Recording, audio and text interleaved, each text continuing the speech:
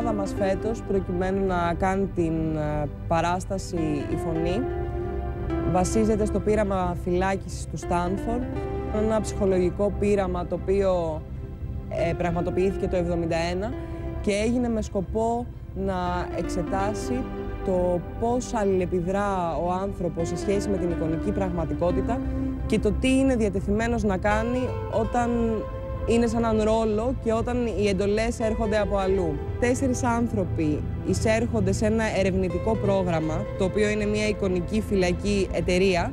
Οι 2 καλούνται να κάνουν τους φύλακες και οι άλλοι 2 τους κρατούμενους. Έτσι λοιπόν αρχίζουν να παίζουν ένα παιχνίδι εξουσίας. Βέβαια αυτό που σίγουρα δεν ξέρουν είναι ότι αυτό που ξεπερνά οποιαδήποτε δύναμη ασκούν ο ένας τον άλλον είναι η φωνή.